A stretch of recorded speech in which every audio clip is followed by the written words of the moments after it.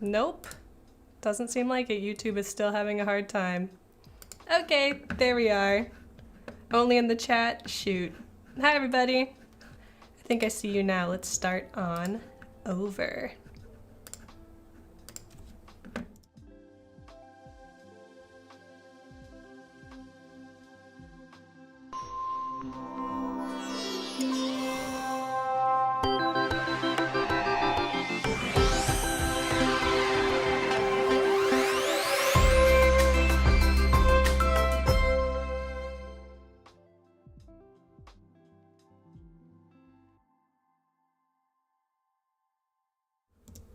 Hi everybody, I think you can see me now. How you doing? Welcome to the last day of our daily creative challenge here on Adobe Live. No intro, just spin and dive. Sorry Sean, gotta do the intro for the replay. Okay, now you have me, great. So this is the last day of our daily creative challenge for this 2-week challenge, and for the last 2 weeks we've been learning Photoshop, we've been learning the basics, we've been learning some more exciting things as well. Not to say the basics are not exciting, because as you have seen, you can do some really exciting things with some really simple workflows. Kathleen Duotone Martin, that's me. Did I make this shirt myself? Yes, I did, and I'm proud of that. Stony, how you doing? Clarissa says it's been a great 2 weeks, thank you. That's awesome. Yep, totally Angus is my pin tool, pin slice effect shirt today. Alrighty, so we're gonna be going over something pretty fun today, complex selections. You might not have realized it, but we've been doing some pretty complex selections for the last 2 weeks in a bunch of different workflows. Let me pop over to my screen so I can show you what I'm talking about. But today we're just gonna focus on it. We're gonna go kind of wild with all of the selection options. And then we're gonna also take some time to look at our Behance projects to make sure that we have everything uploaded. Does my dog want to play ball right now? Yes, he does, but it is not time for that. It's time for Photoshop. What's up, Aunt? Good to see you, and Caitlin, hello. Alrighty, so if you come to this landing page, behance.net/challenge/Photoshop, and you scroll all the way to the bottom, you can see that we have complex selections here. And if I click Get Started, it's not working right now, but if it does work for you, you'll see that there's a lot of stock imagery in there for you to play with. Basically, we're going to be creating a 2-tone image, or 2-layered image. That's going to create this complex selection, pushing things forward and back with all of the different selection tools that we have learned. Tell the dog I only have 25 minutes. This is important, bud. He's busy. He's got his ball, he's happy. Thank you, Sam, for posting the starter link there. So we're gonna be using 2 different layers. Both images are very similar. So like 2 cats, same cat, slightly different poses.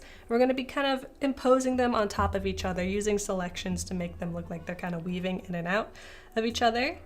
And in this case, we landed on Schrodinger's Sangria. If you know anything about Schrodinger's box and the cat that may or may not be alive in there, I thought this was an interesting kind of metaphysical, physical option for our intergalactic theme that we've got going on. So I included some cat images for you guys. I think I also included some fish images for you. Let me turn this group off. This is a little bit wild. My layers are looking crazy. But we could layer some fish on top of each other. Could also layer some people on top of each other. I really like this one. This original image is actually the 2 women are like holding hands in the middle and dancing together, but I separated them, put them on top of each other, and created this cool complex selection piece.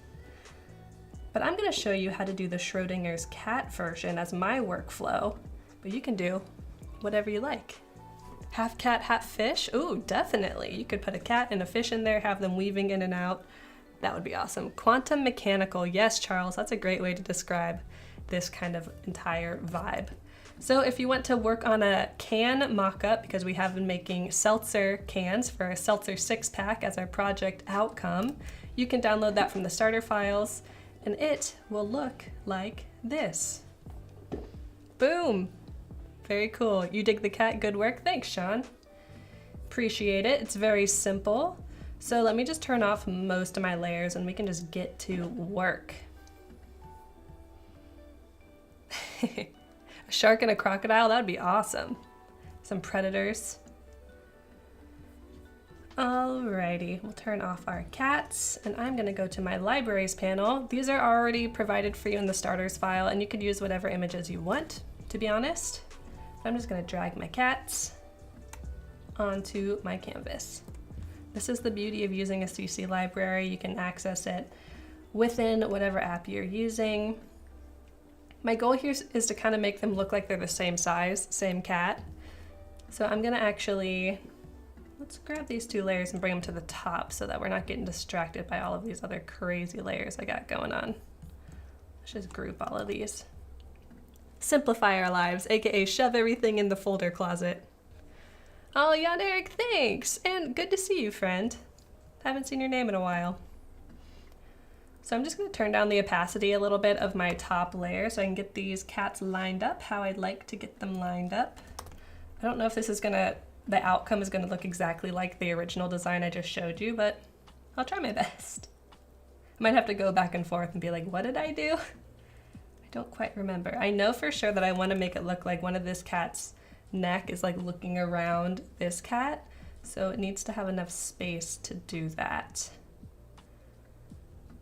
That looks pretty good. Turn the opacity all the way back up. And for our first complex selection, let's just remove the background from our images. You know how to do this, but maybe somebody in the chat can let me know, how would I get rid of a white background? This is the pop quiz at the end of the 2 weeks. You could use the object selection tool, which is right here. Drag a marquee around your object and see if it does a good job. It's thinking, it's thinking. This file is pretty big, so it might take a while. Might do a lot of thinking, to be honest. Properties, select subjects. There you go, Sig, that's a good idea. Object selections seem to work pretty well. So let's go ahead and mask this. We're just gonna do a layer mask. We've got one down. Perfect, our first complex selection. Let's just turn this off and go to our second cat. And this time we're gonna do select subject. It did a great job. Now, if I wanted to go in here and finesse this even more, say you're gonna do a version of this that has some objects that are a little more complex, like something botanical or like humans with a bunch of hair. Actually, there's some hair here too that we could finesse. You can jump in here to the select and mask workspace, click this refine edge brush tool, clean up this hair selection a little bit. We've already gone over this in previous challenges. I know I say that a lot, but repetition is the path to perfection. I just made that up. Was that inspiring? Alrighty, we'll come down here to output to selection. Looks good. And let's go ahead and mask that. Cool, so we've got two black cats on a black background. Do they even exist if you can't see them? Is that Paul Tranny's cat? Does Paul Tranny have a cat? I was not aware. Looks like your cat Luna, Stony. Aw, like from Sailor Moon. Alrighty, so I just want to get rid of this white background. I know that it is in a layer mask, so we can't see it, but we're going to be working with our layer masks even more. So I just want to get rid of any white pixels because we're going to be digging further into this. First thing we got to do that is rasterize our layer, and then right click on our layer mask, apply layer mask. And now if you look here, it's literally just a layer with this cat cut out like a sticker. There's no layer masks, no smart objects. Just plain and simple.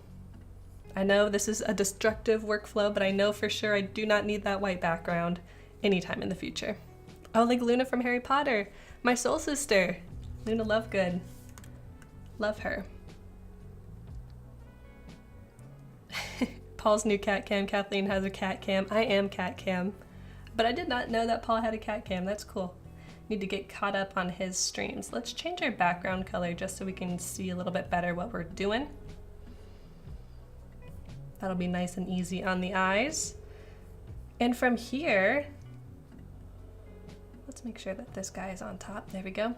We can go ahead with our complex selection. So let me be re-inspired by my past work to make sure that I know what I did. Okay, so look back cat looks like it's behind sit down cat and it's coming forward and it has this cool stripe going through it. All right.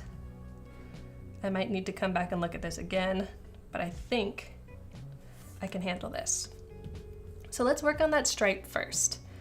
I bet you can guess how I created such a smooth selection stripe, but in case you can't guess, I'll let you know I used the curvature pen tool.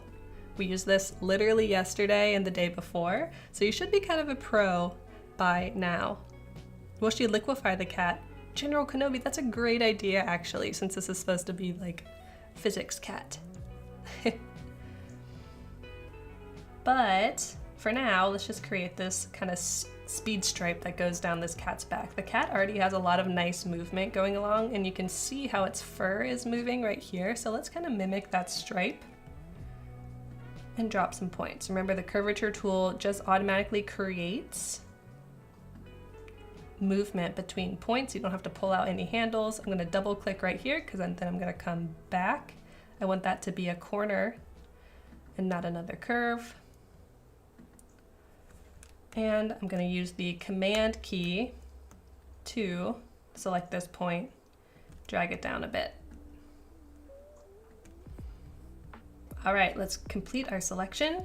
Come up here and say make selection. Perfect. Now, I actually made a mistake. I forgot to do a layer mask first. So check this out. When I do a layer mask with this selection, it's gonna hide my cat and leave the stripe. We don't want that, so let's inverse our selection. Select inverse. It's gonna select everything but the stripe, as you can see here. And now let's make our layer mask. There we go. Now we have a nice stripe going through our cat, and we have a layer mask that we can work with. Oh, thank you, Sam, for your help. Appreciate it. Complex selections are complex, and there's a million different ways that we can make them, so I appreciate your help. Hold Alt and hit mask. Hey, Sig, does that work? I didn't know that hotkey. Let's see. I'm holding Option, and I'm hitting mask. No, maybe if I hold Command and hit mask. Oh, there you go. It created a mask for me. Thank you. And now I'm going to show you one of my favorite workflows. So there's a couple different ways that we can paint within a layer mask. Like we can actually use the brush tool. Whoops. Brush tool. Come on. It is not letting me select this mask. Hold on one moment. That was weird. Oh, it's a vector mask. That's why it wasn't working as I wanted it to. Reselect. Okay, now I'll show you my favorite way. So there's a bunch of different ways that you can paint within a mask. You could literally use the brush tool. This isn't working for some reason. Oh, because it was selecting the inverse. Figuring things out on the fly. There we go. Can use the brush tool to fill in everything, to erase. You could use the paint bucket tool to fill this in, or if you have black selected as your foreground color, you can hit Option Delete, and that will fill your entire selection with black. It's just like using the paint bucket tool, and that is a quick way that you can apply your mask. You'll see that I messed it up a little bit here. Added some white pixels, so let's just paint those gray again. Okay. We are on our way. Cat steps on the cat's tail. I know, how rude. Actually, let's get rid of that. That's a great point. Let's go ahead and mask away this little foot. So there's a couple different ways we could do this. We could use black and we could just paint away the foot, but then we have to be really careful along this edge. What if we select this cat by hovering over the thumbnail, hold Command, and you'll see that the cursor turns into this little hand with a marquee next to it. So you're holding Command, click the thumbnail, and it's going to select all the pixels in this layer. Now, back in our original cat layer in the layer mask, if I choose black as my foreground color, I can just color this in, and it creates a nice, crisp edge right there.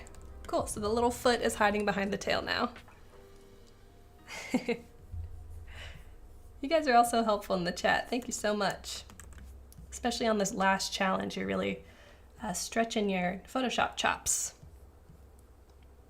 And we're talking about how baby humans look weird. It's just one of those days, I guess, you guys.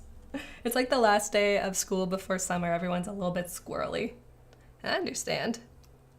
Jason says, I got my cat's tail stuck in a bathroom door once. Vet had to cut 2 inches off. Oof, bad day for that cat. What do you mean you got your cat's tail stuck in a bathroom door? Sometimes you know how pets like really want to be in every room you're in, including the bathroom. Maybe it was one of those situations. Oh, General Kenobi, I hope you're right when you're saying cutting 2 inches off the door and not the cat's tail. Okay, so let's make this cat look like he's peeking out from behind our original cat. And I'm gonna re-inspire myself with what I did in the original version. Okie dokie. I see. So I'm gonna go to my top cat. Let's make another selection with our curvature tool along the back here. And that should be good. Going along the head. Complete that, make it a selection. Okay, option delete to fill it with black or make it disappear. And let's again reselect our background cat by holding Command and clicking on the thumbnail. Going back to our top cat, they need to have different names so we can tell them apart a little bit easier. And paint away these details. All right, so I feel like it's getting there, but I want to bring back the mass of this cat on its face right here to really make like it look like it is coming from behind the cat. Right now it looks like it's kind of cut right here.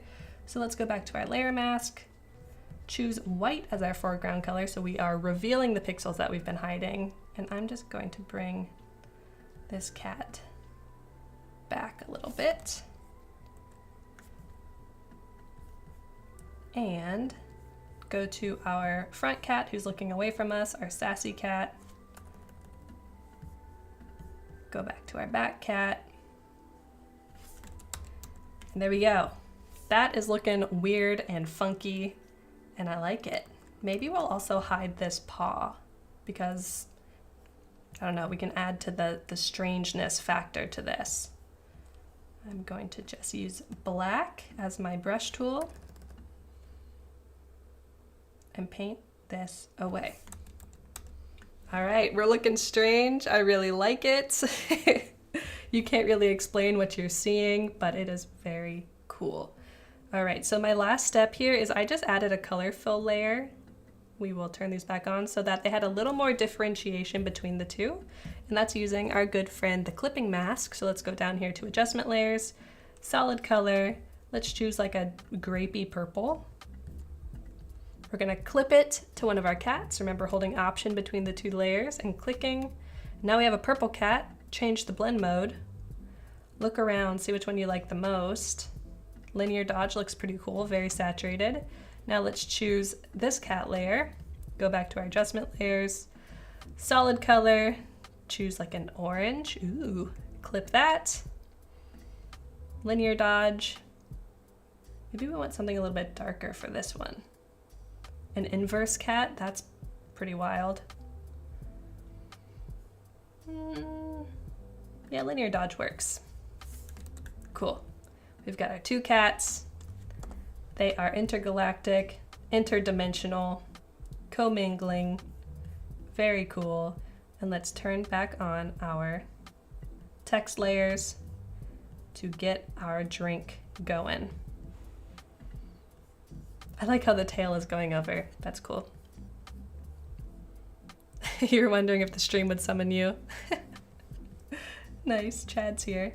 So you'll notice that I just duplicated this black layer a couple times and changed the color. So we have this almost like rainbowy stripe background.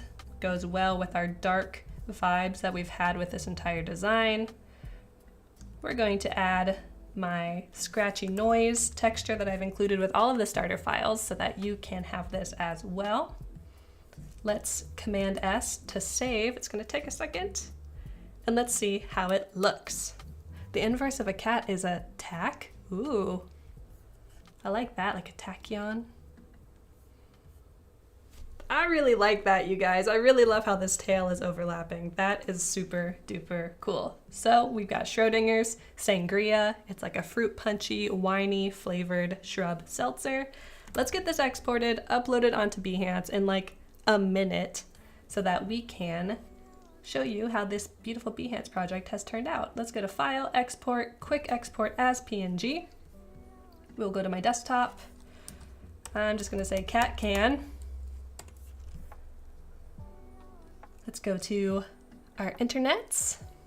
I already have my project open, but really quickly, we'll just update this project so I can show you. I'll show you how to navigate to your project editor so that you can get your projects updated. Behance, there we go. So we've got our project going on. We started this on the very first day. Shouldn't one of them be in a box? Jason, you just like to make my life a little bit harder, don't you? You're right though, it really should be. What's up, Harry? Good to see ya. All right, so if you hover over your project and you're logged in, you'll see this little cog, click edit. And then we get into our project editor. Remember we made this 2 Mondays ago? Wow, time flies. We've got this same scratchy texture that we've been using throughout. And then I have 6 of my favorite can designs. You could put all 9 if you want to. I just narrowed it down to 6 just to keep things a little more curated, 9 or your 6 favorites. You don't have to upload everything that you make. I know that that is like our want. We want to share everything we make. But for example, if you're trying to build like a professional portfolio, definitely only upload the things that you are really proud of and you think fit within the confines of your projects or your deliverables.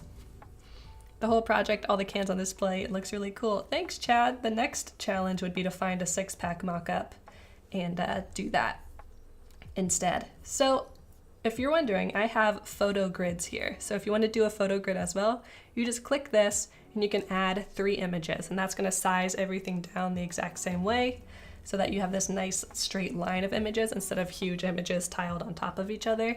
I do this for most of my DCCs. Let's go ahead and drop one of these out and replace it with Schrodinger's cat. So I'm going to go to Edit Grid. We're going to remove this one, add photo from my desktop, cat can, enter, and there she is. We'll say done, this will upload. So while this is uploaded, I'm gonna remind y'all that we do not have a DCC starting next week. Actually, Adobe is off on a global shutdown all of next week, so you can take that time to relax, learn more about Photoshop, do whatever you like. But we are going to be starting the replay of this entire challenge series the week after next. So starting not this Monday, but next Monday. You can always watch the replays of any previous challenge. Look how good that looks. You can watch the replays of any previous challenge by coming to this landing page, behance.net/challenge/Photoshop. Scroll all the way to the bottom and you will see all of the past challenges here. You can get the starter files, you can watch the videos. And don't forget to upload your work onto Discord. We want to see your works in progress. Discord's open even when Adobe is not.